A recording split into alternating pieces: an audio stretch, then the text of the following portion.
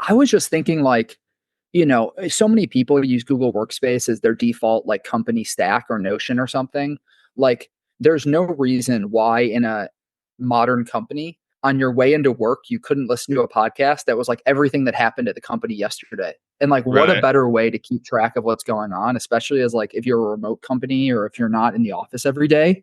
Like, okay, I'm on my way to work or I'm getting a coffee in the morning or something. Like, here's an engaging podcast, and it'll be better over time that just like summarizes all the conversations from yesterday. Like, that is a really interesting way to share info across an organization. And if your team is 5 people, you don't need it. But dude, if you worked at like Stripe or something, they have thousands of employees. Mm. That would be fascinating. It would bubble it up sort of bottoms up. You don't need to put in structure or organization. You could just give the AI access to all of your documents that are saved. And obviously you need to have like some sharing permission. So you're not like sharing comp and payroll discussions and stuff. But like Right. that feels amazing, right? Because so much of the overhead of keeping people updated is like write a status report or produce a deck or create a visual. And like the idea of having custom podcasts for every company internally. I know some companies do this already, but it's a lot of overhead. And you need to schedule interviews. You need to have separate time carved out. And like that's just going to go away. It's going to be really interesting. Yeah, that's a really interesting point, actually. I think Keith Raboy and I don't know if he got it from Jack Dorsey or if they just agree on it, but I think they're both believers in like sort of radical transparency when it comes to, organizations. And Yeah. I know Keith has talked about like and this will connect back to the what is it? Note LLM? What's it called? Yeah. Notebook LLM, Notebook LLM. which is like Yeah, the most so Google name, just like the most Google name for an amazing product. I don't, it was like buried on this weird web page. The UI didn't make any sense. And it was like the most amazing technological marvel that I've played with in months. And I'm like, what the hell? Like, this should be on the homepage. yeah, I mean, I saw this from someone on Farcaster actually, and then I went to it, and it took me a minute to realize it was Google. So I guess the one good thing maybe that they did, or I guess you could argue it's not a good thing for them, but they seem to have abstracted Google away, to a Yeah. reasonable degree. But I quickly, realized it's like a subtitle or something that it's a Google thing. But I was just kind of surprised to your point. It's like they've been pretty loud about these other announcements, and like this one, I didn't even see Right. any announcement, and it's like this is pretty sick. But yeah, there's also something going on in the AI space. It seems that the naming is just like horrific. Like, I mean, Totally. like ChatGPT, you have to sort of, I have to doubt my criticism a little bit because it's like, well, the product has been so enormously successful. It's like, even if I think It it's a doesn't matter bad what name, it doesn't maybe matter what it's, they called it. It doesn't matter yeah, what they called it. It was a miracle that it was yeah, like an alien landed on Earth. It was like it doesn't yeah, matter. What the biologists name it. exactly. So like, imagine if they actually did give it, like, if I go with my general, assumption that it is a pretty horrible name, it's like, imagine if they actually gave it a great name, like how much even more, successful it could have been, or it could be. And the same with Notebook. It's like, these are just like horrible names. Like, probably don't include the acronym for the specific Yeah, the technology in the name. technology. Like, there's no need for, like, there's just absolutely no need for that. No one else Right. does that. So anyway, what was I gonna say? Oh, on the radical transparency. So yeah, Keith Raboy has this thing that's like you know uh basically organizations should be like way more transparent. And he cites sports organizations as sort of a case study where um for a specific dimension. So like you mentioned that, maybe there's a few things that you want to be like very transparent about things, like everyone knows what's going on in every meeting and whatever. But like, except for when it comes to maybe like payroll or like HR, like a few like Yeah. very specific things. And what he says is like, I believe in radical transparency, and just to like sort of demonstrate. And like some people are like, well, you should carve out like payroll out of that transparency principle. And he's like, okay, maybe.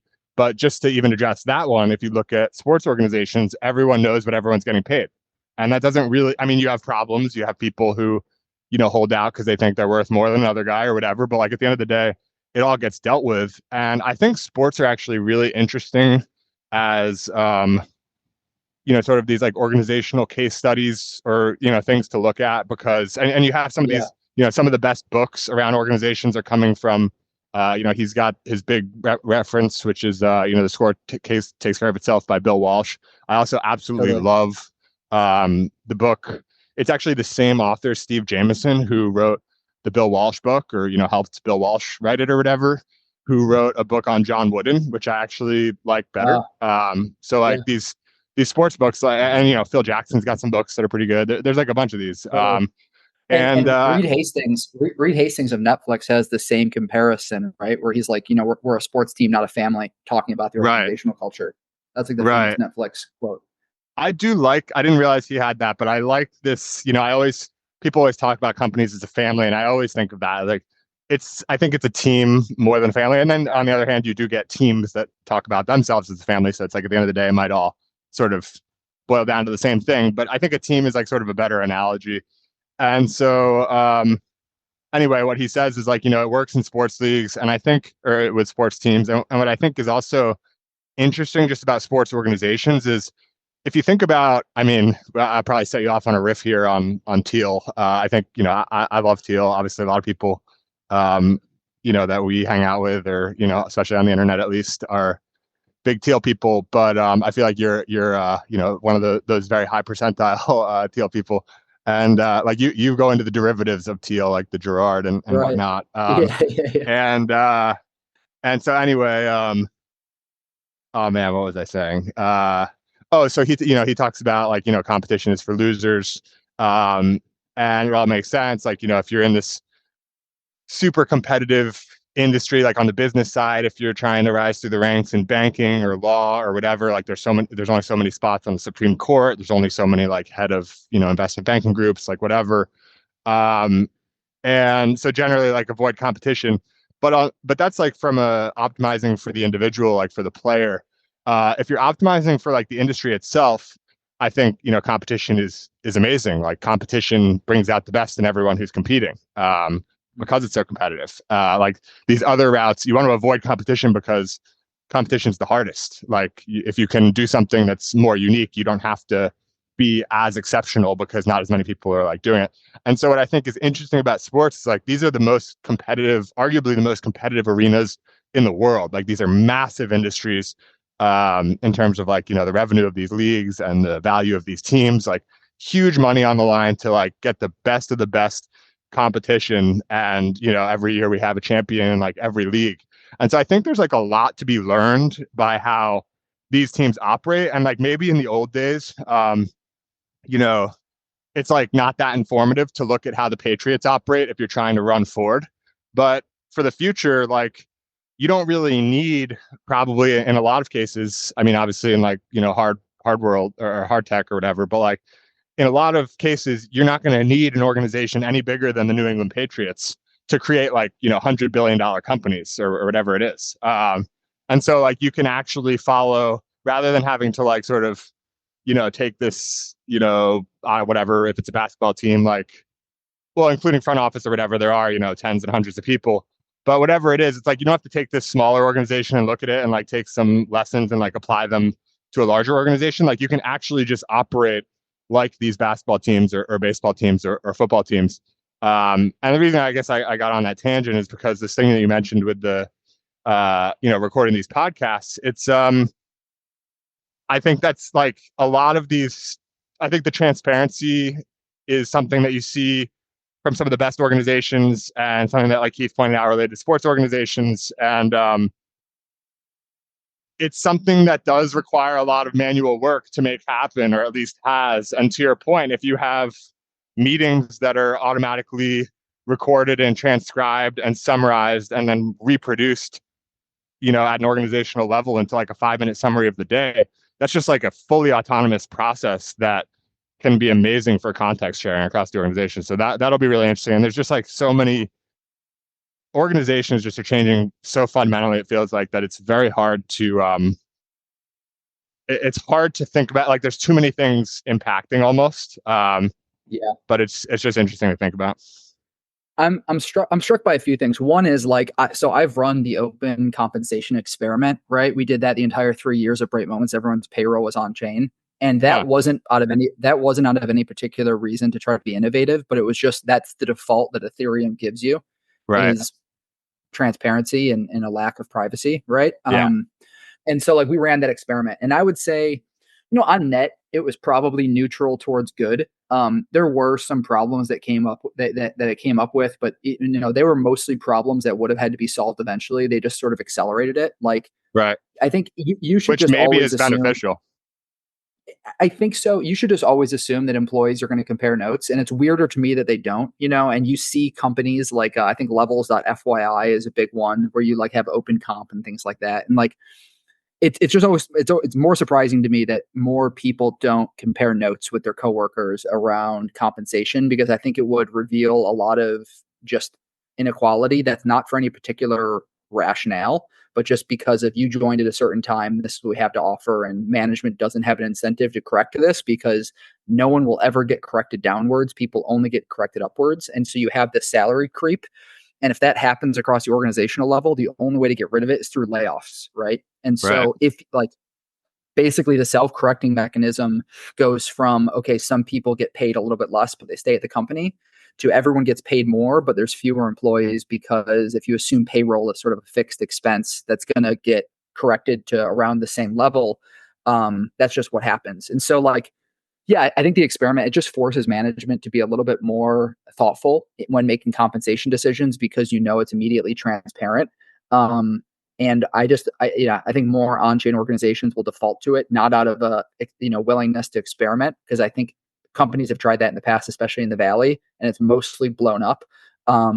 But just because that's what it gives you out of the box. So that's one thing. The other is, with like management, it's shocking to me how the leaders of large, what seem like successful organizations from the outside, feel as though their organization is horribly broken. And I'll give three examples. Right, one is Brian Chesky with Airbnb. This sort of thing that the whole founder mode debate came out Right. of Brian basically saying like my organization was totally broken, and it was because I took the common advice, right, of like delegating and letting people do whatever they wanted. And so that's like one example of, okay, well, maybe our frameworks are just totally broken. Another one is John and Patrick Collison, who I just think are some of the most well-read and best managers that we have today, as an example. And early on at Stripe, they used to CC everybody on every email. Like by default, it would CC a mailing list, and you would just be copied on every email, like on BCC. So, the Hmm. outgoing party couldn't see it, but inside the company, and like that didn't scale because you would just end up getting hundreds or thousands of emails per day. Right. But that they did that very early on, and that was clearly out of a desire to like try new management approaches. And then third, Toby Lutke, who's the founder and CEO of Shopify, not to be confused with Spotify, which is another European-born founder with a green logo.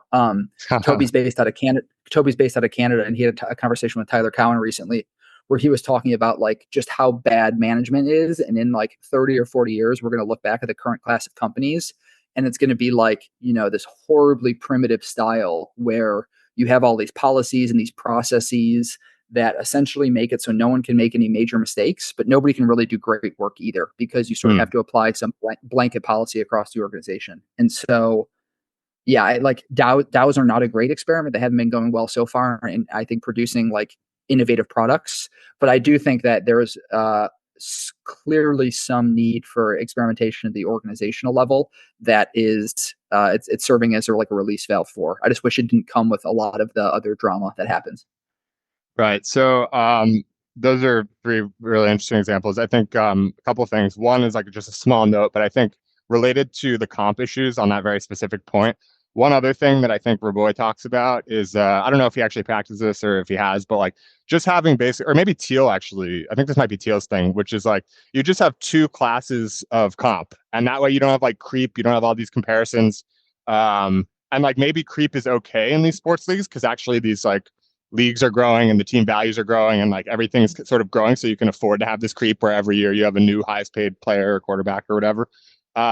But in organizations, unless you're going at a certain pace, maybe that's not reasonable. And so just having these two tiers, like you're either a more senior guy or a more junior guy, and like there's two bands and that's it, and like the CEO gets paid in the top band, and so like you can't argue you should be paid more than the CEO. I think that's like an interesting approach as well, that just sort of like levels it. I don't know that it probably has its flaws as well, but just to sort of like point that out or call that out as a specific solution. The other thing the on the management thing, it reminds me of this like sort of concept that I think about a lot, which is um, you can, I forget who it was. It might have, I almost want to say it was Toby, but like I don't think it probably wasn't. I can't remember who it was, but someone was saying like it actually might have been Toby, but it was basically someone saying like, look, um, running like a software company was, or just more generally, like sort of a tech company is like a relatively new thing. Mhm. Like it's not, I'm not talking about like necessarily like only like 2000s or something, but um, since like the Traitorous Eight or whatever, like it's sort of like, I don't know, 50 or 70 years old or like something like that, like on that order, and like a few decades or something, or several decades. But this like sort of newer generation is the first generation, like the CEOs of the last 20 years, or even, arguably less maybe, is like the first generation that could learn from a previous generation, like in a material way. You had like Yeah. sort of these Right. these originals, and then you had, and you probably know a lot more about all this than I do, but like you have sort of this like original class, like true OGs, like Arthur Rocks investing and like whatever. And then you have like, Steve Jobs and Bill Gates and, Hmm. whoever else around that time. And then like and those guys were the first guys who like they did have a few early examples to learn from. Um, and there's just like sort of a whole class of like CEOs around around that time, um, and then you have like this newer generation that actually has sort of like a second generation to learn from. That Right. they're not just learning from the first people who are just like throwing shit at the wall and seeing what sticks. They're learning from the second generation who like actually had some frameworks to go off of, like some Totally. guidance to follow, some idea of what could work. And then so like there's sort of some principles that seem reasonably sound, and then they learn from them. And so like now you actually are like for the first time starting to have like actual like organizations that are run, a bit better for that reason. But the problem with it is that I think like you can learn from these prior generations, but the context is completely different. Yeah. Learning how to Yeah. run how organizations were run 20 years ago, there might be some helpful principles, but if you just completely ignore the fact that AI exists and like you can do way more as one person with like sort of the leverage of technology than you could 20 years ago, like you're just going to not be operating on the right assumptions. And so this concept that I think about like more generally a lot is that um, who to learn from. And basically it's like you can you can learn from the most successful people of all time in whatever you're trying to do. But most of the content from them, if you know that they're the most successful people of all time, then by definition they've already succeeded tremendously. And Mhm. most of what there is to learn from them is like sort of after they've done that success. Like people don't really want their advice before they're successful. So mostly they're Right. like writing the books and whatever, like after the success. And everyone, it's just like sort of a human thing that like you can't have like perfect recall and like how things went, and memory gets distorted, and you Absolutely. attach rationale to things that was not genuinely the case. And so um overall these people tend to like way um over attach things to like being lucky, Yep. when like really there's almost always like some underlying things. There is blind luck, but there's also like almost always like some underlying things that they're doing that it was certainly wasn't like complete luck. um and so it's like, who do you want to learn from? And in my view, it's, you want to take, first of all, I don't like learning from like a ton of people. Just it's just more of like a personal preference. And I like to have like a few specific people, and you want to, or at least per area, or like per thing. And so you want to find people, I think, that you have like tremendous conviction. Like maybe they already have signs of success. Like probably they should. It's sort of like this. It's a risk reward thing, but you want to find people who are not, who you think are going to become like the most amount more successful than they already are. basically. They should end up being outliers, but they should currently be sort of like in the pack still. And the reason is that you can then learn from them while they're doing what they're doing. And then the sort of workaround here is that's sort of a risky game, because if you pick someone and it turns out their strategy actually blows up in their face, like they have all these things they feel really strongly about, they talk with complete certainty that this is like the right way to do it, and then like it Totally. completely backfires and you followed their instructions all the way, and like so it backfires on you. Um, and so the workaround is that you can go and you can read, a book about Steve Jobs that was written in the 80s, like before he came back. And it's like, okay, then you're learning from Steve Jobs, like he already built a great company, but he hadn't started his like, real, It was it the wasn't comeback. mythological. Exactly. And Yeah. and this is pre, iPod, pre iPhone and everything. And so you can do that, but then again, like I'm sort of doing like a little bit of a circular reference here. It's a little less organized than I would like it to be, but basically, so you can do that, and that's like a good thing, because then it's like, okay, these people made it, and you can go and find the stuff that they wrote while they were doing it. But the problem there is that, coming back to the original point, Steve Jobs built his company before personal computers were like a thing, let alone like AI. He's talking about AI, to his credit. But with like that Socrates quote, that's like insane. But the context is then wrong. So you got the right person, and you got them during the time in which there's no fault of memory. Like they're saying correctly what they're doing because they're in that time Right. doing that thing that ends up making them successful. But the Right. context of the time no longer applies. And so it's sort of like a tricky thing. And that's why ultimately I do think it is beneficial to pick people now who you think are going to be super successful. And at the end of the day, this might seem like a super obvious point, but it's like non-obvious in the sense that like it may be better to sort of like really study your favorite like Series B founder today or something than to study Steve Jobs or Jeff Mm, Bezos. Like that's like kind of non-obvious. right. So anyway, I don't know what you think about all that. We had a discussion about this in the Silicon Valley Book Club yesterday, which is like I think a lot of people draw the wrong, like there's something um, about reading these books that are written after the fact that makes it seem preordained, or that it was a straight shot to success. And a lot of Right. people actually draw the wrong lessons from that, which is like I think there's always a canonical founder of the time, and everybody that grew up or in the 80s looks to Steve Jobs and has like the natural inclination towards design thinking and products and simplicity. And then there's the Zuckerberg of today, or I would say that Elon's managerial style is probably the most in vogue. And when he fired everybody at Twitter, everybody else took it as permission to go fire everyone in their company that they wanted to but didn't feel like they could. Right. But I think people also draw the long lessons from like just very flawed human beings, and you see this a lot where people like try to emulate them and they just act like assholes. Or there's some cargo culting that happens where you're not actually doing the individual thing, and so it's always very hard if you're inside of a category that has a name. You're probably in the wrong place or too late. Um, Right.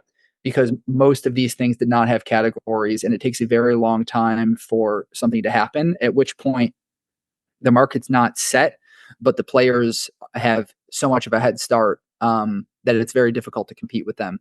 And to me, that's the difficult part, is knowing whether or not you're in a space that's going to become a category but isn't one yet, or if you're still way out in the deep and it, is way off target and there's actually not a trend coming at all. Right. Yeah. I feel like it's, on the one hand, it's like you're in the wrong area. On the other hand, there's like sort of the timing thing where it's just like very easy to be too early and very hard to be on. It's very easy to be too late. It's very easy to be too early, and it's very hard to be Totally. on time. And yeah, I guess the overarching thing is at the end of the day, I mean, the way that I lean at least is just really trying to think for myself, and like do things even if they seem dumb.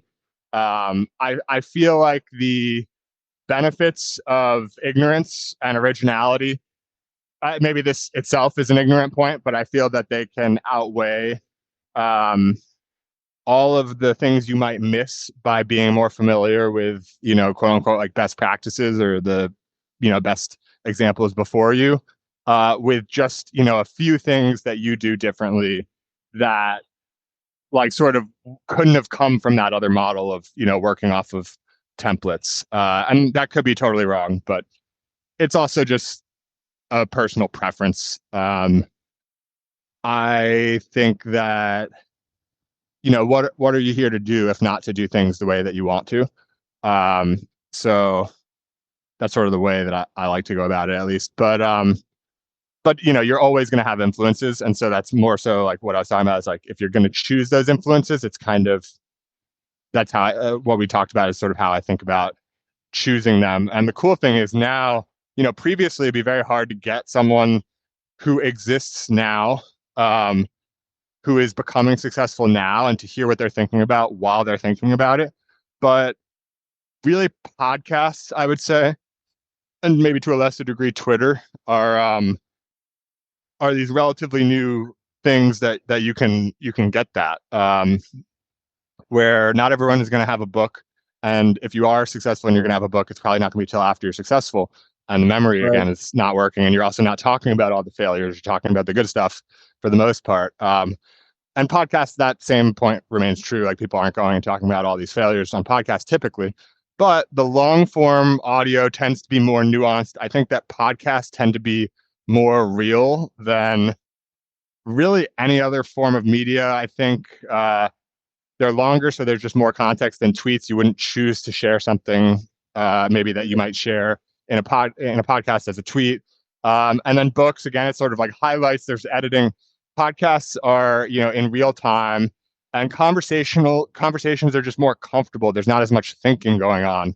And when you're thinking, you're going to be more sort of like strategic about what you're writing about or whatever. But when you're just, talking, like things can come up accidentally that are like not bad to bring up, but you just wouldn't have brought up otherwise. And so it's like a better view. And so if you can, so find some people that you like while they're becoming more successful and like listen to them on podcasts, I think that's like a really interesting new model of someone to be able to get influenced by, to the extent that, you're going to get influenced by people anyway. Listening to people as they're becoming successful, who you believe in, whose principles, importantly, like it's not just looking at these people, it's like there should be some resonance there. I think that should be sort of the guiding thing. So it's like, hopefully you're thinking for yourself, hopefully you're doing things the way that you want to do them. And as you find people who sort of like have a ton of overlap with these things, not that you just want to look for like confirmation bias to support all your opinions, but if you believe in what you believe in, then someone else who has like a lot of overlap with those, may have interesting tangential things that you didn't think about. And so like that can also be like useful guidance. I think it's like, man, this person is just like preaching to the choir, and here's this other concept they have that I didn't even think about that resonates so strongly. Like those are the best influences to follow for me personally, I think. So anyway, I wanted to actually, unless, if you have anything else on sort of that line, and are you good on time for a little bit? Or I know we're like over already. So I'm also not sure what the battery life is on these Ray-Bans, but I guess we'll find out. It'll warn you. Yeah. So, and man, I just have to say, I just love this format. I hope the audio, I listened to the audio. I think it's pretty good. I hope it's good enough for listeners, but it sounds fine to me. The ability to walk, and I know you're not doing it today, but we'll make it happen soon where we're both walking, we're both on the Ray-Bans, but the ability to walk and talk is just so much more, it's so much more enjoyable for me than being sort of at my desk. And I genuinely think that my listening, thinking, and speaking are all improved to some degree. It could be sort of biased by the fact that I'm just having more fun, that I just enjoy it more. But I do think that it's like more creative or something. I don't know. It's just like better. So I have a theory here. Do you want to hear the theory? Go ahead. This is the same reason why teenagers are more likely to be honest with their parents when they're in a car ride together than when they're sitting at the dinner table. It has to do with not seeing the other person's face and being side by side with them. Right. Like I don't know. Everyone's had the experience where you're in a long car ride with someone and like you have deep conversations when someone's sitting shotgun and you're on a long car ride. And like some of that's boredom and some of that's like the driver isn't on their phone.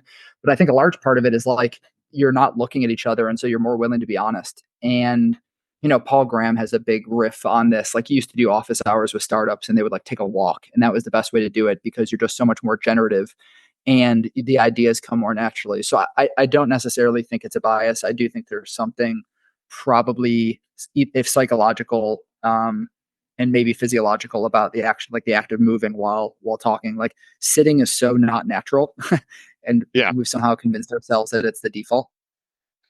I have so many. I totally agree with that. Like I'm like 10 out of 10 on this, like in terms of how strongly I feel.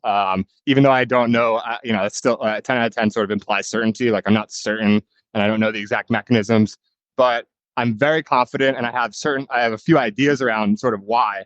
And one of them is what you said, the lack of eye contact. And if you sort of like, if you broaden that out a bit, it's just more broadly, uh, it's a reduction overall in sort of like the stimuli, not to like get like overly like wordy or whatever, but like basically, you know, if you have eye contact, there's first of all, like there's just like and this is going to sound like autistic basically, but like, there's a constant like sort of feedback of, how are they taking what I'm saying? Yeah. There's probably some subconscious bit about like making eye contact or like looking around. I don't even know. And when you don't have any of that visual stuff, it's just more room for sort of like the brain to operate on just listening and just thinking and just talking. And Mhm. the other sort of thing that I would add to that about walking is there um there I think there's so first of all I think there's your heart rate is actually a little bit higher. And so maybe like sort of everything's just operating a little bit better. Like Mhm. the body is just like more active, basically. And Mhm. maybe the mind can be like more active as a result. Again, that's like not super scientific, but just like sort of a hunch. And then another thing is I think there's something to be said for keeping your body occupied. Um, Yeah. so basically, like you're in the situation, there's no distractions other than potentially what's around you, but it's like, what's around you if you're walking is like nature and, or Totally. at least if you're walking in a somewhat natural place, and it's like nature is what comes to mind is just like nature is good. Like, and like people won't really like disagree with that. It's just like, I'm not gonna like get into describing, but it's like being surrounded by nature, like probably not hurting the situation, like almost regardless of what you're doing. And so like in this case, just like Definitely. having trees and green and sun and blue skies, like probably helping the situation overall. And then your body is just like is occupied in this consistent pace. And I think there's something to that as well. So I'm a big believer in the walk and talk. I've always done this. I have, I don't do a lot of like FaceTimes, even with like, family and friends. And to your point, like my best conversations are phone calls. I'll walk and talk with my dad for 2 hours. I did this, 2 hours is a little bit of a long example, but I did this literally like less than a week ago. I went for a walk, wasn't even planning on calling him. It was Saturday. He asked if I was around. We ended up talking for 2 hours. Time totally fly. I walked like Totally. 7 miles. And I would never do that. Like I don't think we've ever sat down and talked for 2 hours in my entire life. Right. Like you just wouldn't. It's just like Yeah. not the move. What was he doing? What was he doing? He was walking. Oh, So yeah. Cool. yeah, so I guess it runs in the family.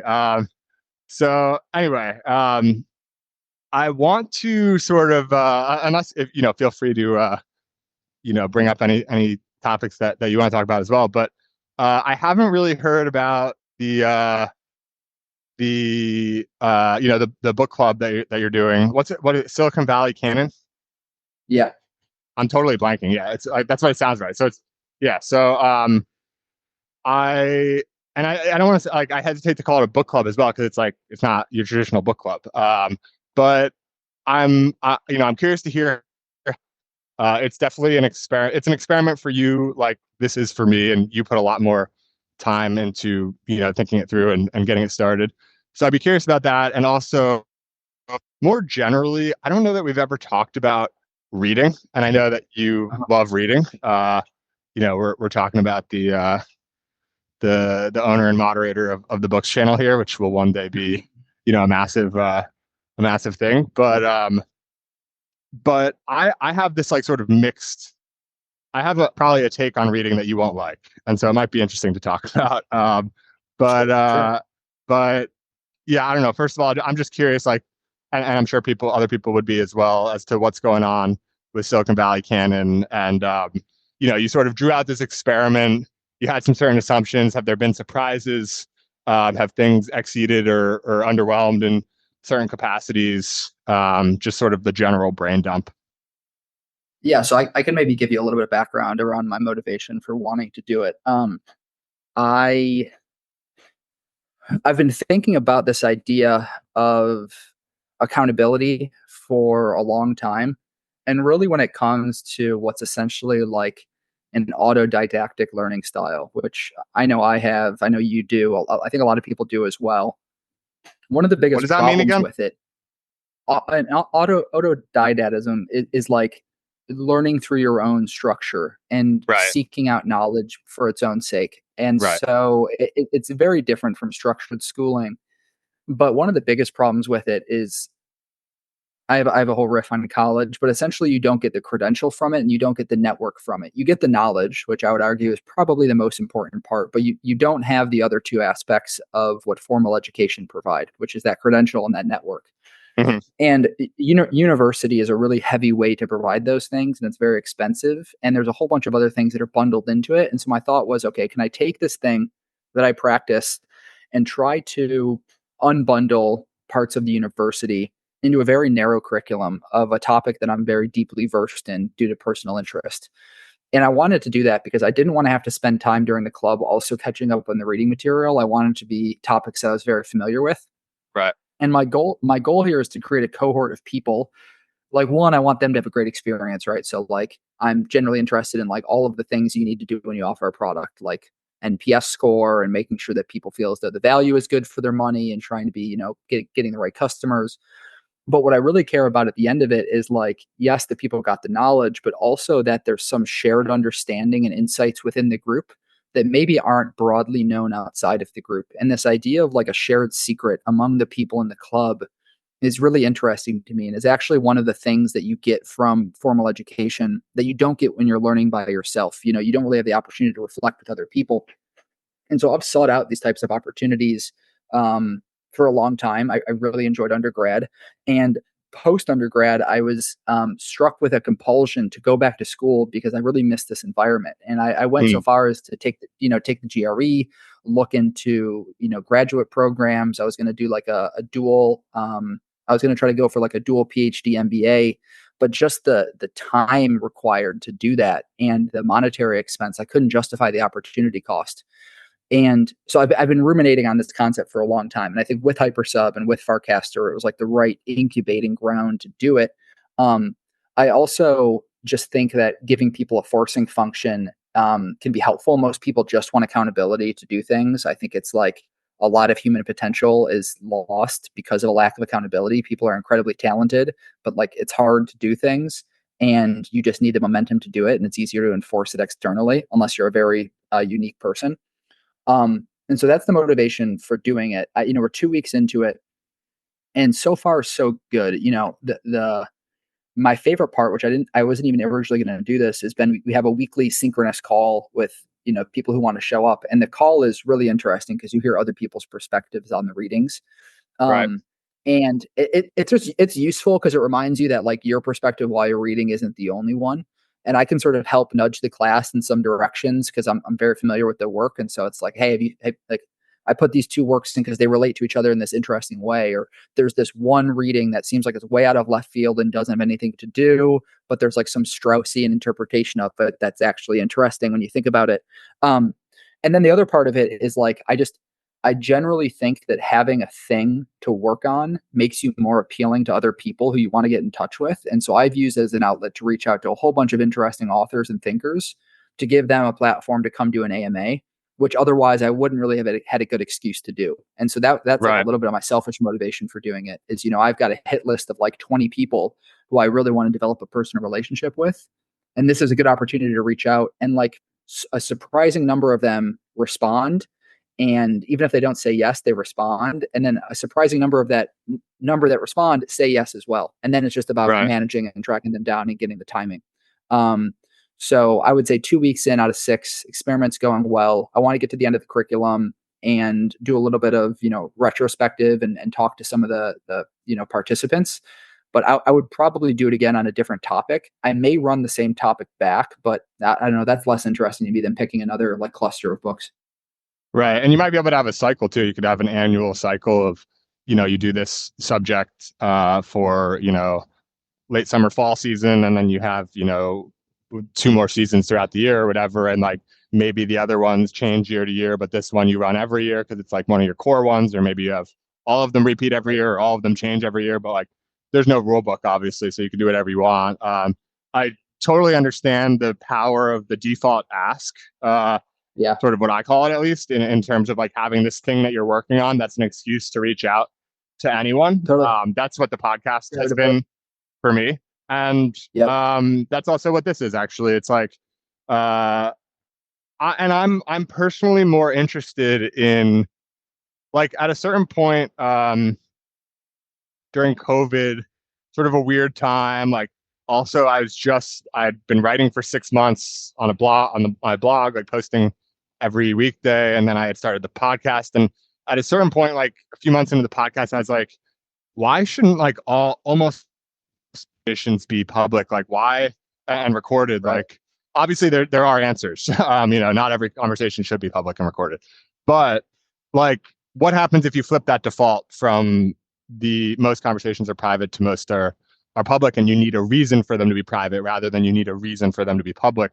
And I've become more into that line recently, where it's like with these conversations with people from Farcaster, it's like, I could just reach out to like have a conversation, but and like maybe this might sound bad, like I don't know, like I'm trying, I'm not like judging myself, I'm just being honest. Like I am more, and obviously like you and I, like we talk a lot, like it's I keep a few like I keep like a relatively few friends or people that I talk to pretty regularly, and I sort of like it that way.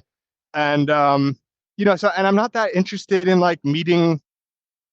It's weird, like I'm not that interested in meeting more people to become like friends, but also I love learning about people and their stories, and like I am interested like once I get on the line.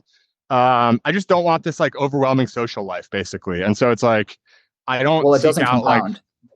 like The podcast gives you some compounding benefit to it. Yeah, and it's also beyond. It's a conversation that lives forever, and it's like it's not a fleeting thing. And I know that like life is fleeting, so like this might be sort of a futile pursuit to like make things lasting when the nature of reality is that everything is fleeting. But like I'll do what I want to do, and like I like things to be like I like these sorts of things, and so it's like I love that now I have this. Like I'm just experimenting. Basically, this idea was bubbling up for like over a year of like Farcaster Focus Podcast, Farcaster Focus Podcast, and like I'm like this is a terrible time for me. Like I'm getting married in 2 weeks. Like I'm trying to squeeze in some work on base colors. Like I'm coaching basketball. Season starts when I get back from the wedding. Like this is not a time for me to like start something new.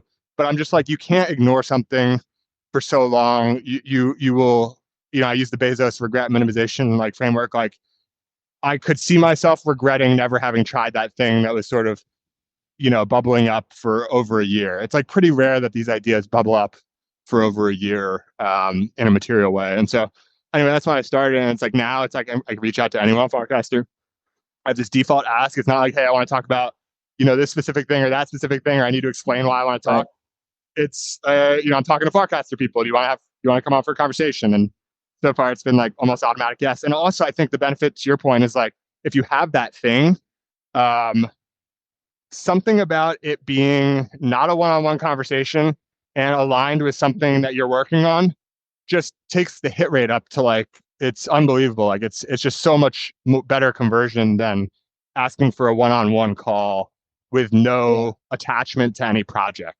Oh, I Um, wouldn't. I would never think to do that. It's such a faux pas, yeah. So which is some societal thing that is like it doesn't have to be that way, but it just is. right, The other thing is like, and this partially came about with I think just Farcaster generally. Like, not all people are like this, but I know I am.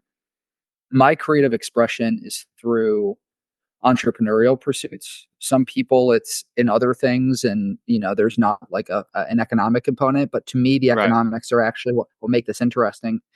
And I think that there's people have different mixed opinions on this. Like, some people say, like, don't try to turn your hobby into a profession because you'll fall out of love with it or something. But I generally think that there's certain things that are just part of people's personalities that you're going to spend time and money on.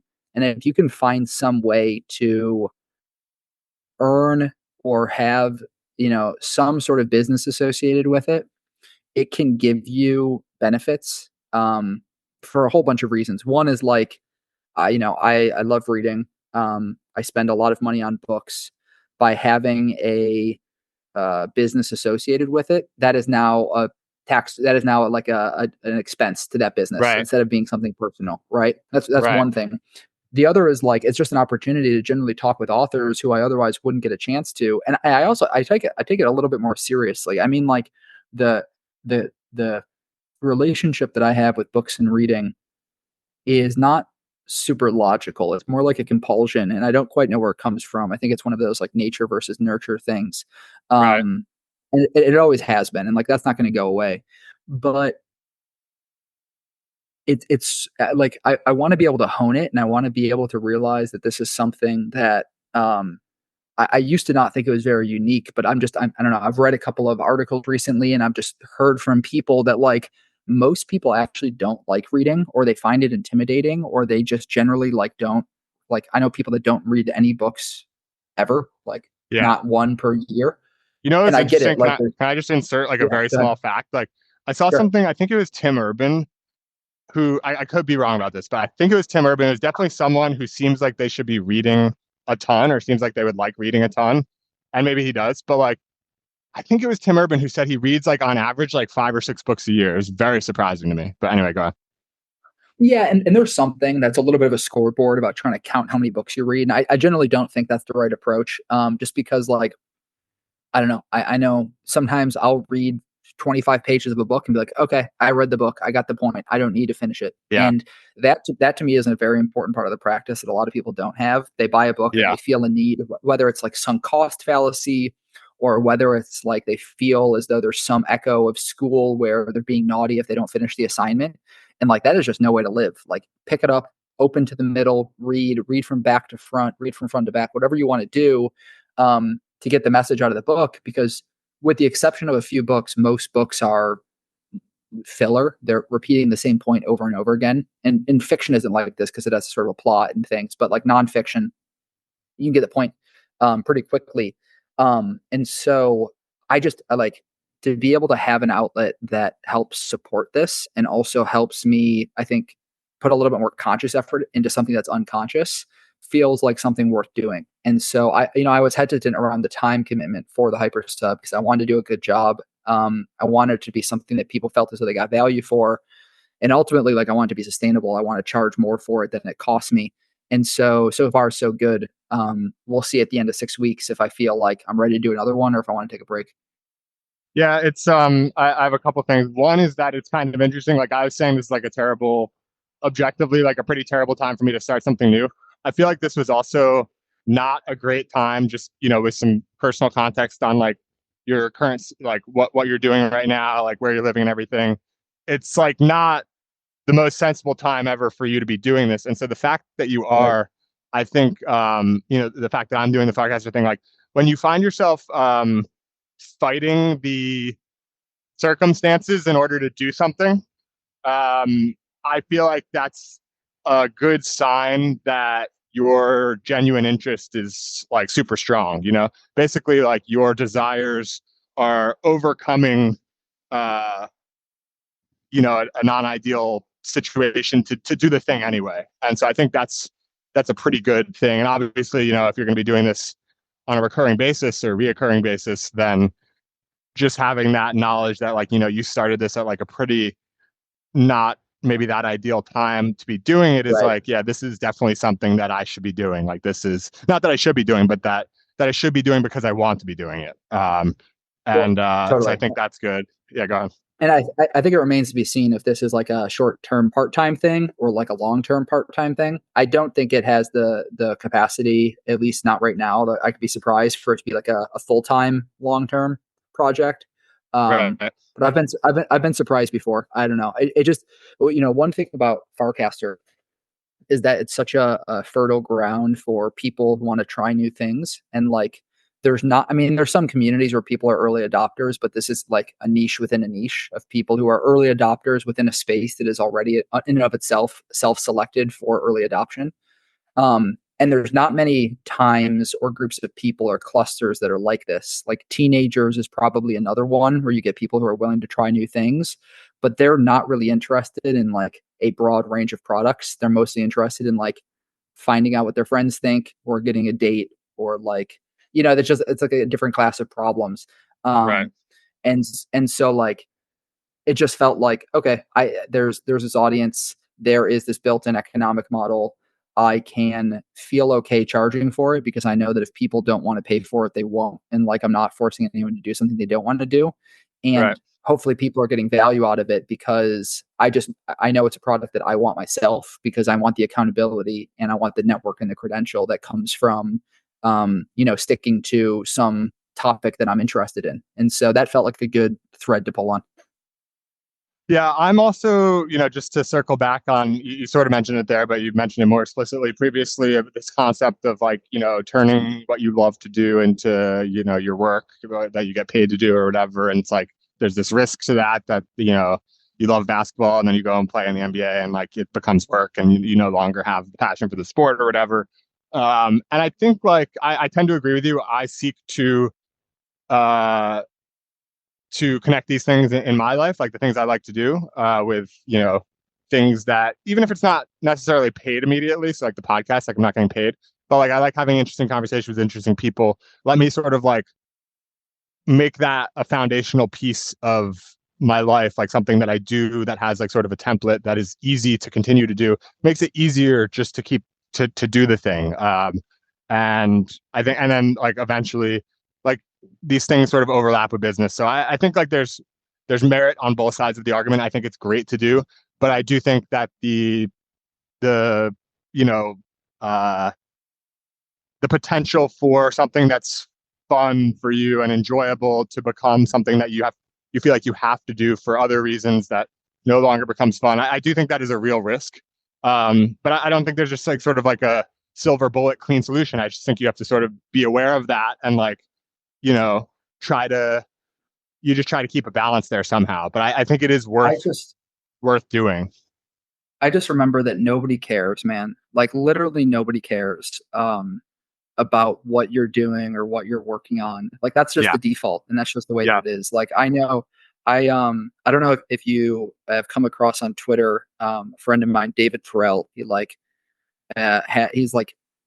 has a Twitter following, has been running Yeah. a writing course for a few years, rite of passage, and he announced that he was ending it recently. And like, I don't know, I know him, I know people who work on that course. I'm sure it was an agonizing decision. And like when you're preparing to end something that you started, when you're preparing to move on from something, you have all of these thoughts. I'm going to let people down, whatever. And like, I just know my reaction, which is as someone who knows him and is fairly close to it, like has followed it. I was like, okay, good for him. He wants to do something new. And I moved on. And like, that was it. Yeah. That was it. Right. Like Yeah. that was Yeah. the extent of my emotional response to it. And it Right. kind of sucks because like you can pour your life energy into something for a couple years and like, barely get some sort of like spike out of people when you're announcing that it's over, but that's just the way that the world is. There's very few products or services that genuinely like need to continue. And sometimes it makes more sense to end a good thing at the top than to try to keep something going indefinitely because like you're doing it a disservice. You're doing the memory of it a disservice. And sometimes it's better just to let things sit and not try to mess with it too much. If the driving motivation behind it is gone and there's just some sense Right. of inertia that's keeping it going. Yeah, I agree. I agree with that takeaway, but also even more so, like that original point I try to remind myself all the time, like just nobody cares, because it's actually No, very freeing. You might feel totally. all of this obligation to other people, but realizing that they just do not care at all is, then that allows you to just do what you want and the way that you want to do it, And like because and like because most nobody people, cares. yeah, and most people assume positive intent, right? And like, okay, you have good vibes from people, you have good energy. Like, as long as you didn't take money from people and promise them something and then not deliver it, like it's okay, right? You're fine. Um, Yeah. and even so, like with some products, like people buy a product and the company goes out of business. Like, sorry, that's the way that it works. Like you bought the thing and you got the thing, and there wasn't an expectation that there was going to be more in the future.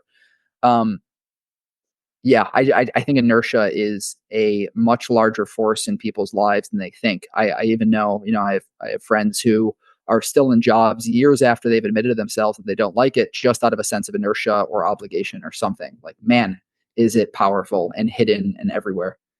Yeah, it's interesting you bring that up. There's a couple of things. So one thing is, I think a related point to no one caring is also that, uh,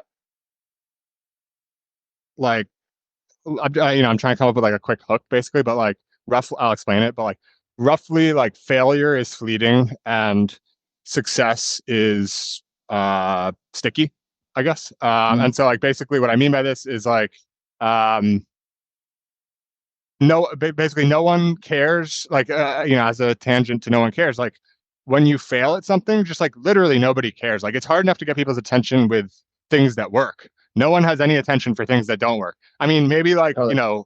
there's a few examples like WeWork, Theranos, like these massive Yeah. blowups, but look at WeWork. Like the guy's out, he raised $350 million from A16Z because it's actually hard to fail that big. Like, so like as Totally. long as you Yeah. don't you know commit a crime or like have actual fraud or whatever, it's like the fear of failure, it's so easy to say but so hard to actually adopt and operate upon, like this knowledge that like there's just no reason to try to avoid failure. In fact, you should probably try to fail a heck of a lot more. And just like it's sort of this, I think no one cares is like the highest level concept to keep in mind. And then like Totally. beneath that lies no one cares at all, or no one will remember any failures or really just like anything that you do.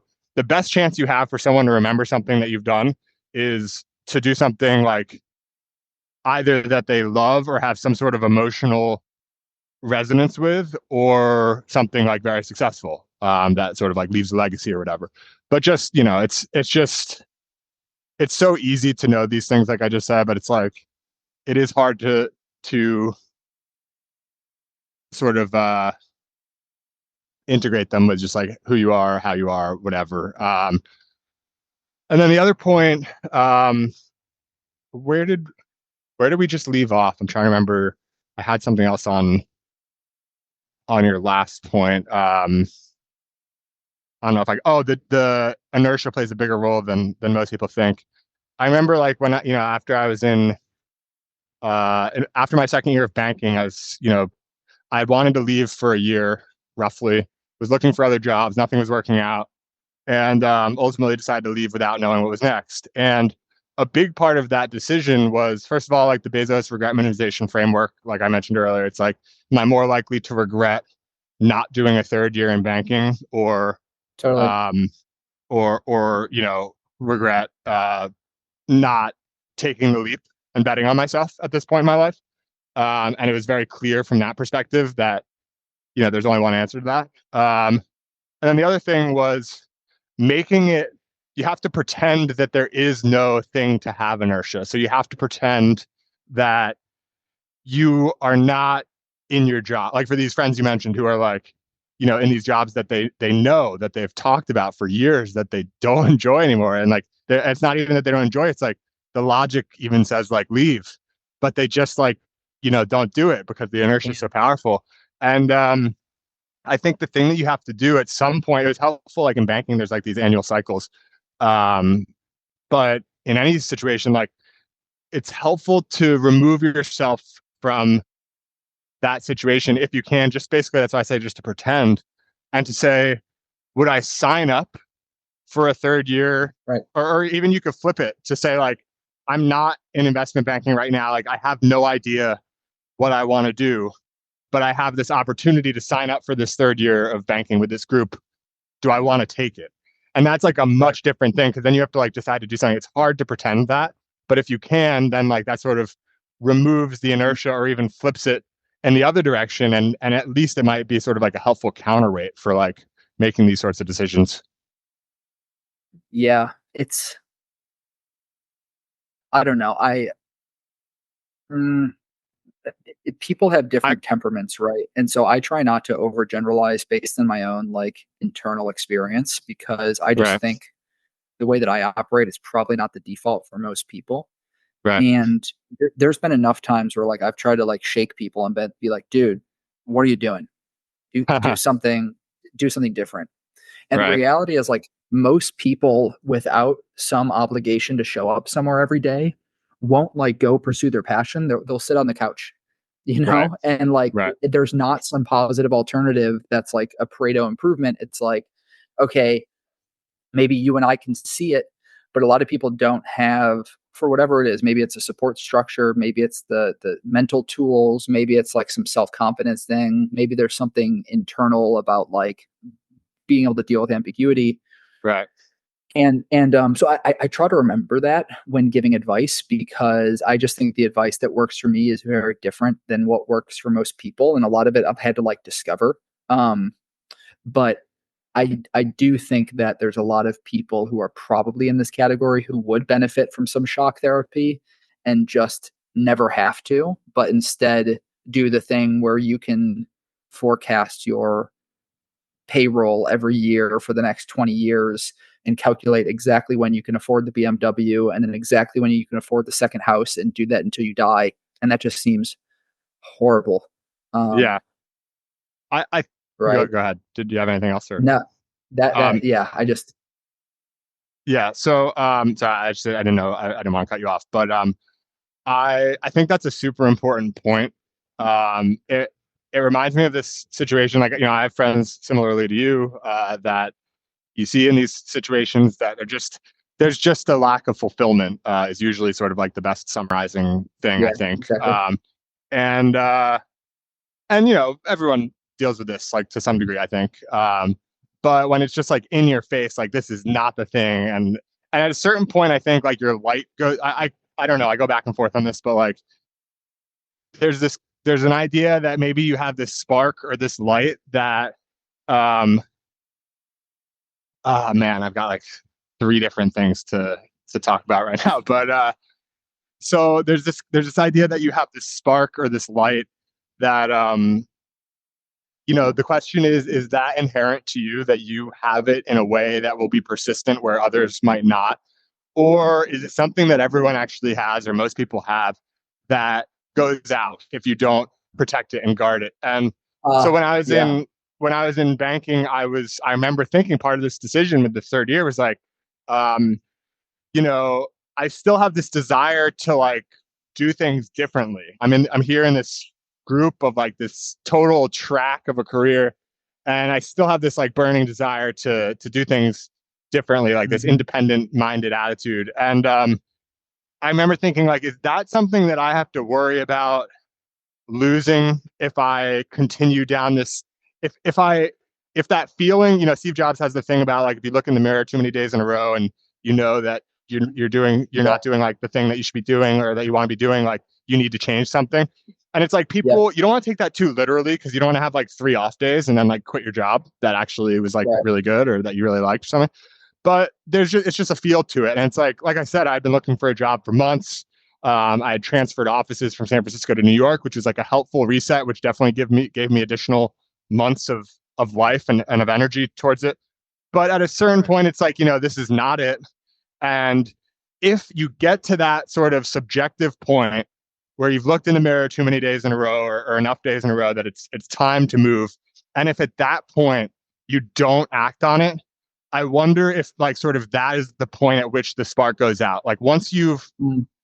like once you take a cold shower, if you've never taken a cold shower before, you take a cold shower, you're like, oh man, that kind of like was tough, but like feels really good. And like you're much more inclined to take more cold showers. And this is like a stupid example, but just for anything, you're much more likely to do something once you've done it once. And so I think once you settle materially on what you do in your day-to-day life, uh, in a way where like you feel like you're at this point and like it's enough. And if you don't act on it at that point, I wonder if like that spark sort of goes away forever, or at least goes Mhm. away in a way that is very hard to get back. But then on the other hand, I wonder if like maybe not, maybe this sort of spark, as I call it, or whatever, is something that is intrinsic for me, that I have this desire to do things differently that not everyone has. And maybe that is just who I am, and I could do banking for 7 years and it wouldn't go away, and it would maybe like express itself in other ways, or more likely, I wouldn't. There's just no way I would be in banking for 7 years, because if I didn't leave after two, I would have almost certainly left after three, and if I didn't leave after three, I almost certainly would have left after four or something like that. And so I don't really Yeah. know, but it's something to think about. And then the other thing I wanted to say off of your point, which is like you have to realize that, you may or may everyone may or may not be the same as you in certain ways, and more likely than not, like everyone is different. And I remember like one of these friends that I had, like in the situation you described, he was working at Google, very unfulfilled, and but making good money, easy job, whatever, very very hard, like golden handcuffs sort of thing. And I was like, and he's like, doing these like wine, he's like becoming like a sommelier or whatever, like taking these wine classes. He's like learning different languages. He's learning how to do these like different. He's taking like this dance class. He's got like all these like extracurriculars going on, because he has the time and like he can. And I remember I was like, he's telling me how he doesn't like his job, but I'm like, but he's telling me how he's doing these other things that he's really enjoying. And I'm like, I don't know, like I'm not. I could just be like, dude, like you're really unfulfilled in your job. You should do something different. You should take these passions that you have and like work them into your day to day, make them your work somehow. But I didn't say that because I was like, who am I to say? Like I don't have life solved. And like Totally. maybe working the cushy job at Google, making a ton of money and being able to travel a ton and explore all these other interests you want outside of your work time is like, maybe that's a great way to live, if not for me, for other people. So like I sort of didn't tell him, but then I sort of came around over years of persistent him having that unfulfillment with his job. Like, and now I'm sort of back on the side of like, all right, I wasn't sure before, but I feel more strongly now. Like it comes down to also like knowing your friend. Like I know that Yep. he is one of these people who he's such an interesting dude, and like has all of these interests as they're being expressed by these things that he's doing on the side. And I'm just like, you just got to be doing something more interesting with the core of your work than something that you don't enjoy. And even if it's not interesting to me, it doesn't matter. But it's like it's got to be something that you like, because otherwise, if you're not doing, it comes back to the Steve Jobs thing again. It's like the only way to do great work is to do something that you love. And I know he has greatness, and it's just it hurts to see it not given the opportunity, basically. So anyway, I know also we're like literally an hour, I scheduled this for half an hour and we're coming up on an hour and a half. And I have a thing in 8 minutes. So let's wrap this up, and hopefully, I don't know if hopefully you didn't miss anything. But it's been awesome conversation, obviously. Um, anything on anything I just said, or should we sort of get towards a wrap? I think if we don't wrap now, we'll probably go for another hour. So how about we leave Yeah. it to be continued? All right, let's leave it at to be continued. Um, awesome conversation as usual. I genuinely, I mean, you tell me, but I don't, it's hard to find any way in which this differentiated from one of our normal calls other than removal of small talk, which is mostly just like a way to start and end anyway. Like it's, not really, this is the sort of the meat of it. So that's pretty cool to see. Because with my podcast, like I don't really do conversations with people I've talked to a lot previously. And so anyway, excellent experiment, and looking forward to hopefully continuing. And next time we do it, hopefully you'll be out for a walk as well, and we'll do the Ray-Ban to Ray-Ban Connect. Sounds good. Hopefully you're not like 10 miles away from home. No, I'm getting close, because I actually just literally, as I finished speaking right there, my Ray-Bans gave me the first sound that sounded like they're dying Okay. soon. So I got to get home and take this other thing at 11. But thanks for joining me in the experiment, and we'll talk more soon. Off or on the record. Cool. Talk to you later. All right, peace.